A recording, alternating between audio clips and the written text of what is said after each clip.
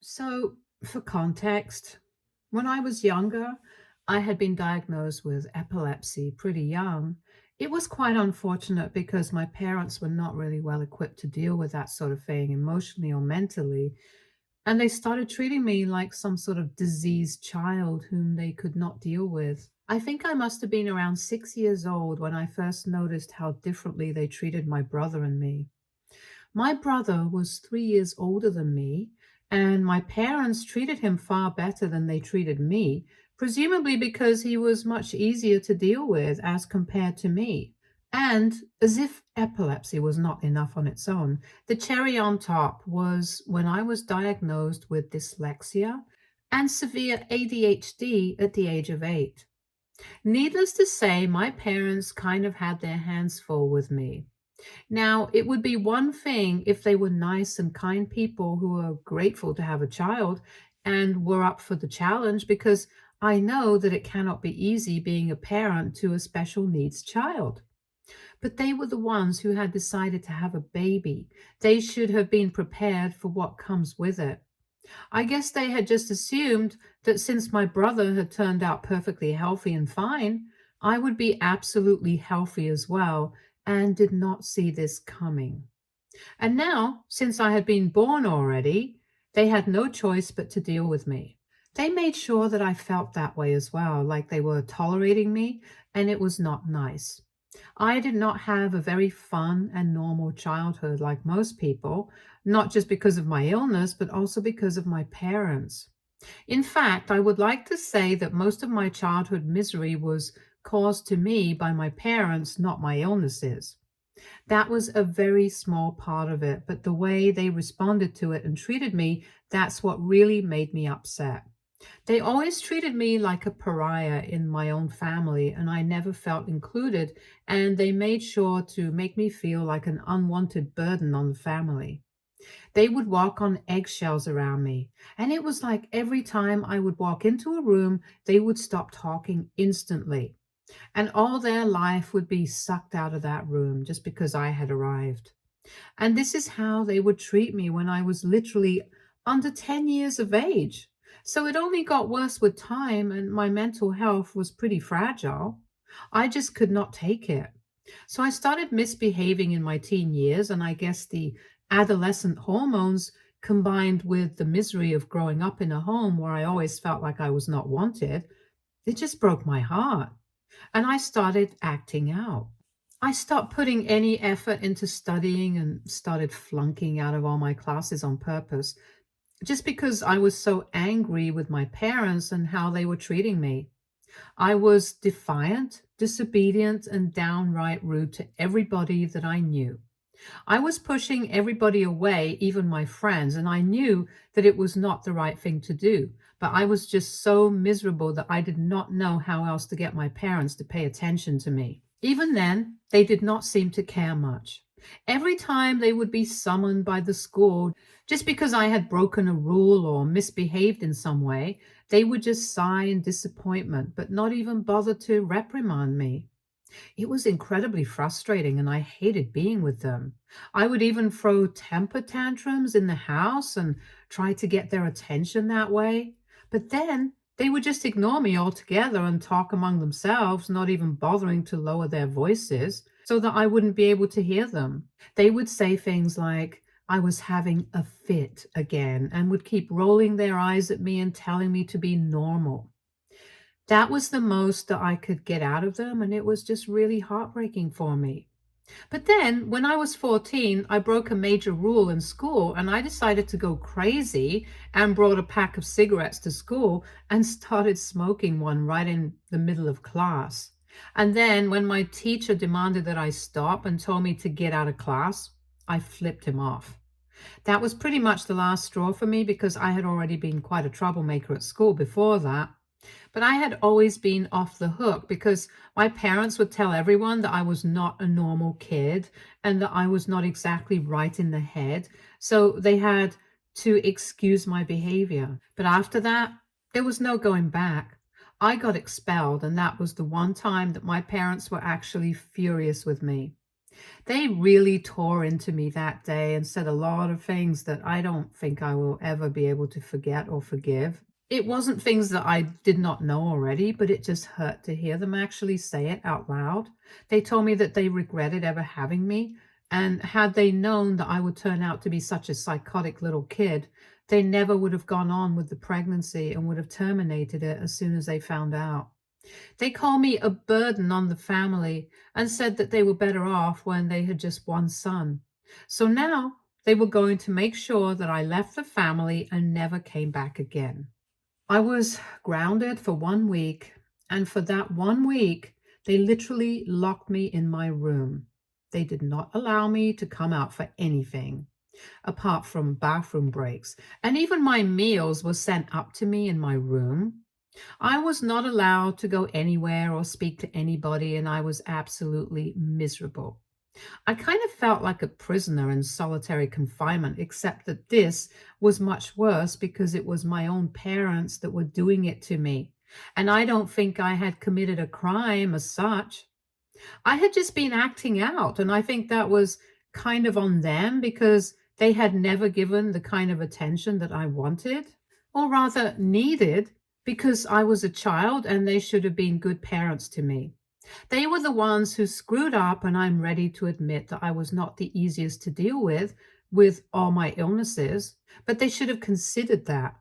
They should have thought things through before they decided to have a baby. Anyway, after 1 week of being treated like that, I finally found out what they had meant when they said that I would never be allowed back into the family again. Out of the blue one day, my parents told me to get into the car with all my stuff. My brother and my mom packed my things for me while I waited in the car, and about an hour later, I was all packed and we were driving. It was a familiar route, and in a few minutes, I realized that we were heading to my grandmother's place, my dad's mom. So in my head, I thought that maybe they were going to let me live there for a couple of weeks to get my head on straight, because I knew that my grandma was a strict disciplinarian, but I also knew that she had a soft spot for me and treated me much better than my parents. I did not think it was going to be a punishment for me as such, but once I got there, I realized that this was not going to be a temporary arrangement. They were, in fact, dumping me at my grandmother's house so that she could raise me because they were giving up on me and they did not want me around anymore. That's what they had taken that 1 week for, to convince my grandmother to raise me. When we reached my grandmother's house, my parents brought out all my things and left them at the door and told me to carry them all in. They told me that this was going to be my new home now and said that they did not want any contact with me ever again, especially not after what I had done. According to them, I had been trying my best to ruin their reputation, but now I had crossed the line and I could not take it back. While we were at the door, I tried to beg them not to do this because, in spite of everything, I still wanted to have a relationship with my parents. I don't know why. I was 14 and I was desperate to have some sense of belongingness in my family, so it was quite difficult for me to leave with the fact that they were dumping me at my grandma's place. I was also slightly concerned about the fact that my grandma probably would not be able to take care of me, which is why it had taken her 1 week to accept me, since she was getting old and was already in her 60s. I knew that my grandmother loved me, but I didn't know if she actually wanted to take me in. So I felt like I was just going to go from being a burden to my parents to being a burden to my grandmother. I did not want to disappoint her because even in the past, whenever I would visit her and she would learn about the things that I had been pulling off at home and at school, she would be quite disappointed. But then she would always encourage me and tell me that she knew I was made of stronger stuff, tried to convince me that my parents would come around if I behaved better and had faith in me. That was another reason why I did not want to move in with my grandmother, because I felt like she would start resenting me as well, just like my parents had. And I could not afford to lose her too. It was kind of complicated. So I tried to beg them to let me stay with them, but they told me that they had made up their minds. Right in front of me, they told my grandmother that they were done with me and did not even want to hear about me. And then They said that they did not want a freak like me living with them anymore and wanted to focus on my very normal brother, which is what really got to me because that's the kind of language that bullies at school used for me to make fun of me. And it really hurt me to hear my parents using the same kind of words for me. Because it was one thing for the mean kids at school to say it to me, it did not affect me as much because I was used to it. But when I heard my parents call me a freak, I realized that they were the biggest bullies of my life. And actually, they were doing me a huge favor by letting me live with my grandma because they never loved me no matter what I did. And I bet that even if I had behaved better, they probably wouldn't have cared because to them, my brother was the only child they had. So after that point, I stopped begging and I accepted the fact that I was now going to live with my grandma.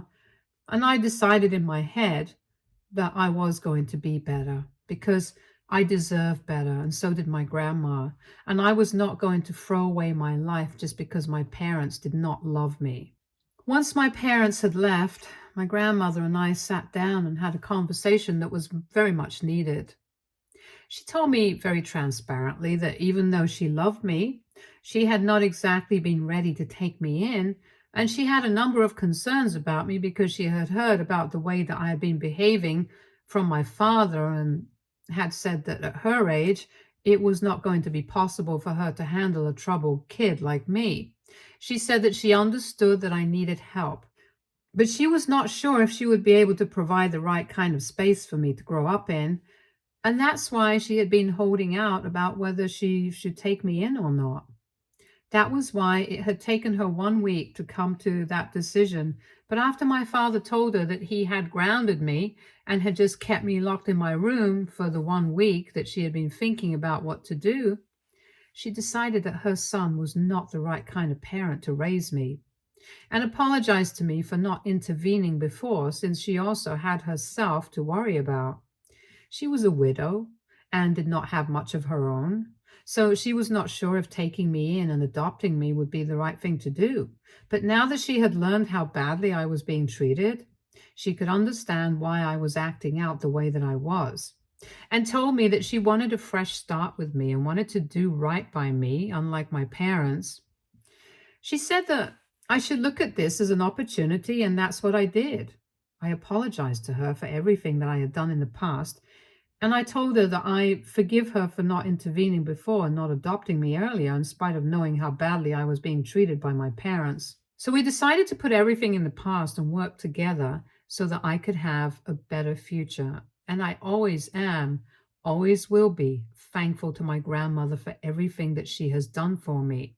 Because I truly do not think that I would have become the person that I am today if she had not been a part of my life and had not decided to take me in. I pretty much turned my life around after that day with the help of my grandmother, and that's why I am where I am today. After I moved in with my grandma, I made a conscious effort to be better at everything that I did. And even she tried to do right by me, help me, provide me with the kind of space that I needed to excel in what I did. She got the right tutors for me to help me with my academics and even enrolled me in private school and made sure that everybody knew that I had needs to be catered to, so they would not treat me like every other student. But unlike my parents, she did not use it as an excuse, but used it as a reason to provide me with the help that I obviously needed. And it did help me, which is probably why I was able to graduate with a good score and go to college like any other kid. I was able to do everything that I wanted to, and for that, I only have my grandmother to thank. My parents continued to visit my grandmother occasionally, but they would never see me, and I could stay out of their way. Every time that my parents would visit, I would leave the house and only come back after I knew for a fact that they had left. They did not seem to care about this, and neither did I.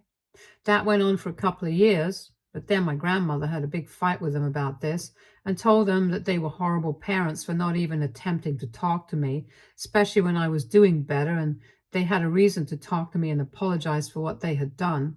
They refused to even acknowledge that they had made a mistake while raising me and pretended like they were perfect parents.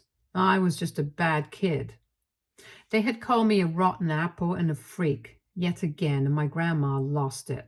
So she told them never to come back, and they stuck to it. They were so egoistic that they just couldn't accept the fact that they were not good parents to me, and that's why I had turned out the way that I did when I was 14. But because of my grandma's guidance, I had improved.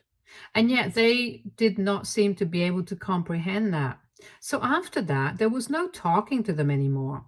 For almost 10 years, my grandma and I did not talk to them and pretended like these people never existed for us. I achieved so much and hit so many milestones, but I never spoke to my parents, and neither did they ever reach out to me, even though I had social media and I had never blocked them. They could have reached out to me. They just chose not to. And only now have they reached out to me. And that's because my grandma passed away a couple of months ago. It was very upsetting for me, since she was the only person that I had who genuinely had my back no matter what. Even though we had not been living together for the past couple of years since I moved out for college and then graduated, and I got a place of my own, she was still my rock and my support system. So life has been very different without her. And I was still trying to cope with her loss when I heard from my parents. Not even 6 months have passed since she passed away, but they are already at my door demanding that I share my inheritance with them because apparently my very normal and healthy brother is not doing better than I am, as they had expected. And now they need my help to clean up the mess that he had made. They visited me a few days ago and my brother was not with them, which was surprising because before that, every time they would visit, my brother would always come along. I decided to interact with them and talk to them because I had actually thought that they were here to apologize. But after a bit of small talk and condolences, they came straight to the point. They told me that while he was in college, my brother had developed a bit of a drug habit, and now it had started affecting his ability to work.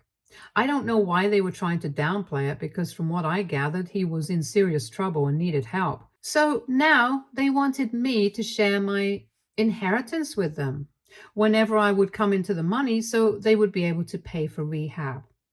I asked them why he could not just attend one of the low cost programs which they could afford, and they told me that they had tried, but it was not good enough for him, and he needed a residential program which apparently cost a lot.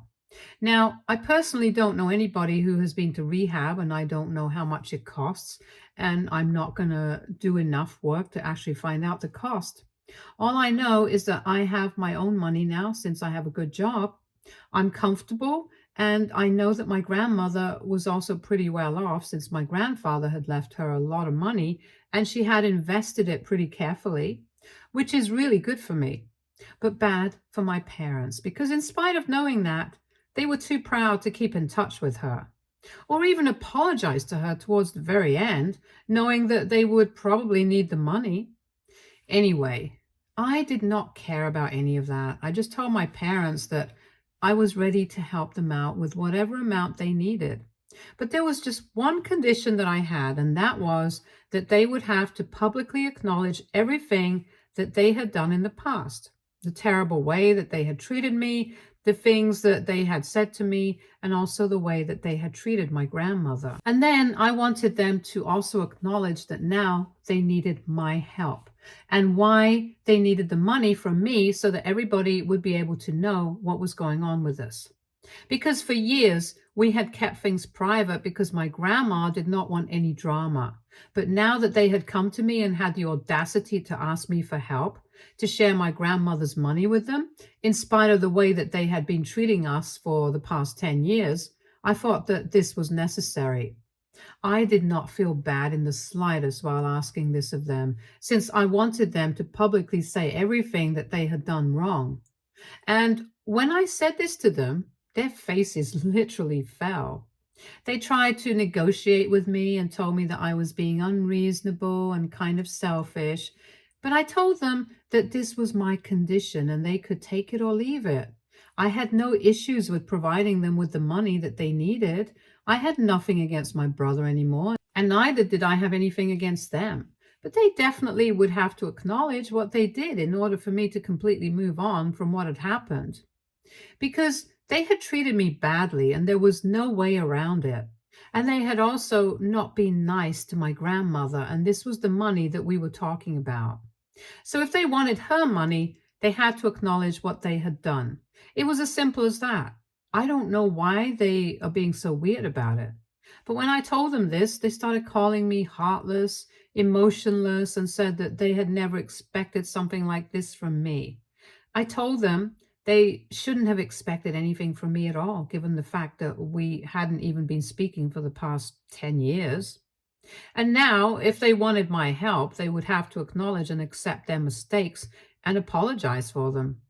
That is it. I do not want to hear anything more about it. They left after that, after a lot of crying and accusations, but I did not budge. And now they are trying to change my mind, telling me that my brother is in a really bad condition and that he needs my help. But I don't understand why they expect me to just do things for them when I never expected them to do anything for me. My grandmother and I only had each other. They never bothered to help us or even check up on how we were doing. Even when my grandmother passed away, they probably would not have been able to find out unless I hadn't told my relatives, and that's how they even came to know about the funeral and stuff. So, why should I help people who have had nothing to do with us for the past 10 years? Even then, I just want to make sure. AITA for telling my parents that I won't help them financially if they don't accept and acknowledge their mistakes publicly. Update 1. Thank you for all the comments on my original post. I am doing just fine. Thank you so much for asking. It has been really difficult for me to deal with the loss of my grandmother, but she was really old and I'm glad that she's in a better place now. She lived her life to the fullest, and I know that she did not pass away with any regrets. So thank you for the concern and the condolences. Anyway, coming to my parents, they are still trying to bother me online, but I have told them that if they don't do as I said, they can give up any hope of inheriting any money. I know that my grandmother left everything to me in her will, and I am sure that my parents know about it as well, since the lawyer had sent out an email, and now all they can do is sit and wait. I'm not going to go back on my word. It has been 1 week since I last spoke to them.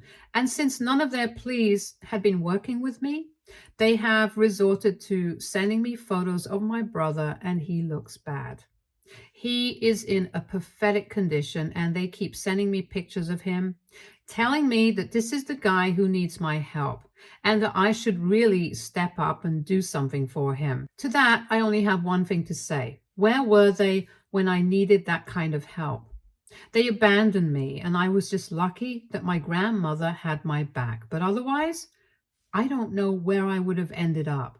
They did not care about me, and as much as I feel bad for my brother, I can't help them if they don't apologize for what they did. And it has to be public because I want everyone to know what kind of people they really are. If they can keep their egos aside just for this one thing, I guess I'll help them out. Because honestly, for me, it's about shattering their pride. It was their pride that made them do everything, and now, if they really want to help the child that they claim to love, they have to keep it aside. So now I just want to see what comes first for them, my brother or their pride. Update 2. 10 days have passed since I last spoke to my parents, and after a while, I had just stopped responding to their messages. So now they showed up at my place again. A couple of hours ago, they visited me again, but this time they brought my brother along with them, and it was bad. At the door itself, I told them that they could not do this, and if anything, their behavior was only damaging their chances of getting anything out of me. Because I was not comfortable with them doing this, not even to my brother, since I could only imagine how dehumanizing it was to be used as a puppet.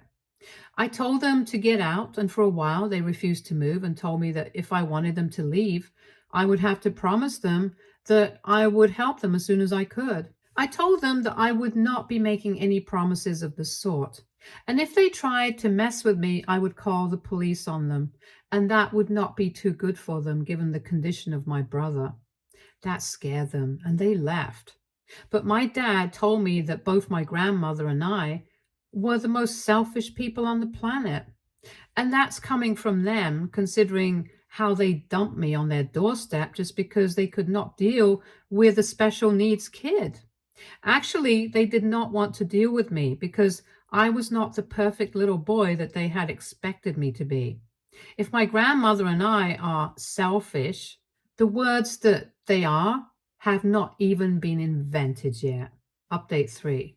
Hi, so I kind of forgot to post here because I got really busy with work. Anyway, almost 2 months have passed since my last update, and a lot of things have changed. For instance, my parents are blocked now and they have no way to contact me anymore because I have moved into a better apartment in a new neighborhood.